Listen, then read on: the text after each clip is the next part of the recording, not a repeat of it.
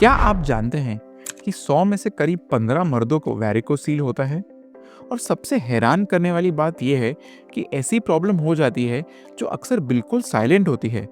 मतलब ना ज़्यादा दर्द, ना विजिबल सिम्टम्स, लेकिन धीरे धीरे फर्टिलिटी, हॉर्मोन्स और स्ट्रेस सबको डिस्टर्ब कर देती है। इस वीडियो में मैं आपको सिंपल लैंग्वेज में 5 इंपॉर्टेंट पॉइंट समझाऊंगा, जिससे आप क्लियरली समझ पाएंगे कि वैरिकोसील कैसे आपके बॉडी और माइंड को इम्पैक्ट करता है। और एंड में एक एडवांस्ड नॉन सर्जिकल ट्रीटमेंट यानी बिना सर्जरी के ट्रीटमेंट के बारे में बताऊंगा, जिससे आपका इलाज हो सकता है। नमस्ते दोस्तों, मेरा नाम है डॉक्टर अशंक बंसल और मैं एक वैस्कुलर इंटरवेंशनोलॉजिस्ट हूँ।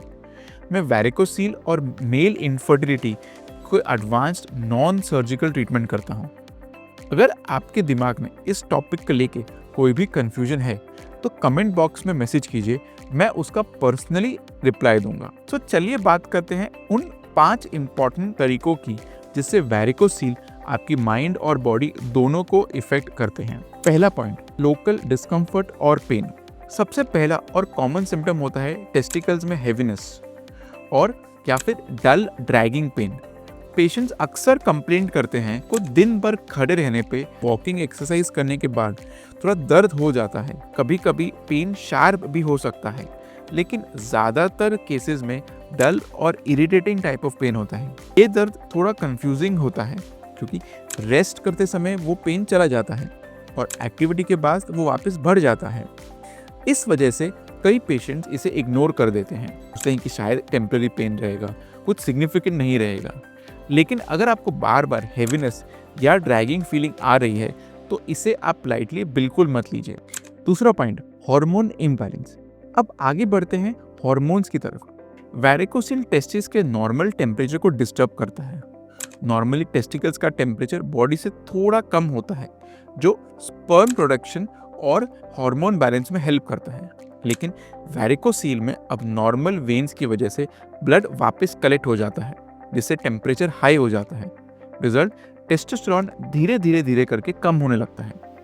और टेस्टोस्टेरोन कम होने का मतलब सिर्फ सेक्सुअल हेल्थ नहीं, बल्कि low energy, frequent tiredness, mood swings, irritability और कभी कभी डिप्रेशन तक भी आ सकता है। ये एक साइलेंट इम्पैक्ट होता है जो पेशेंट्स को तब कई बार समझ में नहीं आता है जब तक वो ब्लड टेस्ट या सोनोग्राफी नहीं करवाएंगे। तीसरा पॉइंट, फर्टिलिटी इश्यूज।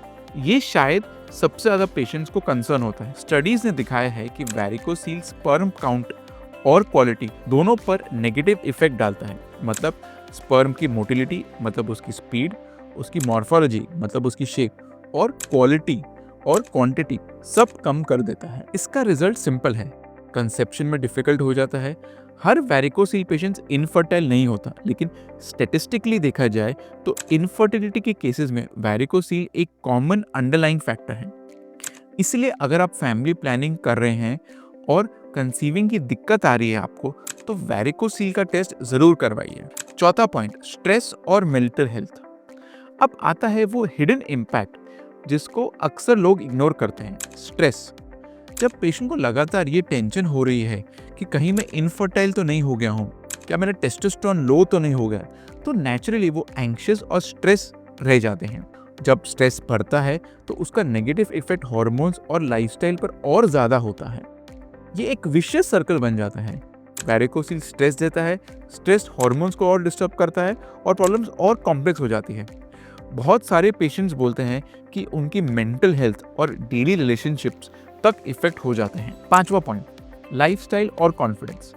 पेन, लो हार्मोन्स, फर्टिलिटी कंसर्न्स और कांस्टेंट स्ट्रेस मिलके पेशेंट की ओवरऑल लाइफ डिस्टर्ब हो जाती है। जिम में अपना बेस्ट नहीं दे पाते हैं, स्पोर्ट्स में परफॉर्मेंस अच्छा नहीं कर पाते हैं, डेली ऑफिस में अपना काम तक नहीं कर पाते हैं। सब एक हिस्सा बन जाता है। धीरे धीरे कॉन्फिडेंस कम हो जाता है और अपनी सेल्फ स्टीम भी कम हो जाती है। वैरिकोसील को इग्नोर करना सिर्फ एक फिजिकल इशू नहीं बन जाता है, बल्कि एक पूरा क्वालिटी और लाइफ इशू बन जाता है। अब सबसे इंपॉर्टेंट सवाल, इसका सेफ और इफेक्टिव ट्रीटमेंट क्या है? ट्रेडिशनल सर्जरी एक ऑप्शन है, जैसे ओपन सर्जरी या लैप्रोस्कोपिक, लेकिन आजकल एक advanced minimal invasive non surgical procedure available है, जिसको हम बोलते हैं वैरिकोसील एम्बोलाइजेशन। इस प्रोसीजर में हम एक पतले से कैथेटर से जाके फीमोरल वेन से या हाथ की वेन से एक इंटरनल स्पर्मेटिक वेन में इंसर्ट करते हैं कैथेटर को। ये कैथेटर एक अल्ट्रासाउंड गाइडेंस या फिर कैथलैब में गाइडेंस में हम करते हैं, जिससे हम एग्जैक्टली उन अबनॉर्मल वेन्स को ट्रीट कर सकते हैं।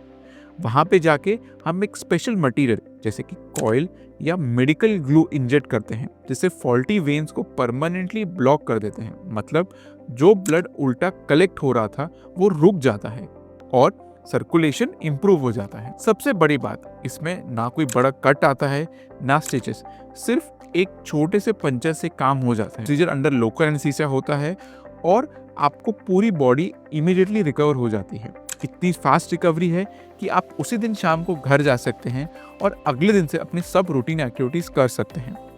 लॉन्ग टर्म रिजल्ट्स भी एक्सीलेंट है, पेन रिलीफ मिलता है, फर्टिलिटी आउटकम्स इंप्रूव हो जाते हैं और टेस्टोस्टेरोन लेवल्स भी बढ़ जाते हैं। और क्योंकि ये एक मिनिमली इन्वेजिव टेक्निक है, इसके कॉम्प्लिकेशंस भी नहीं हैं और सर्जरी के मुकाबले में इसके कॉम्प्लिकेशंस बहुत कम हैं।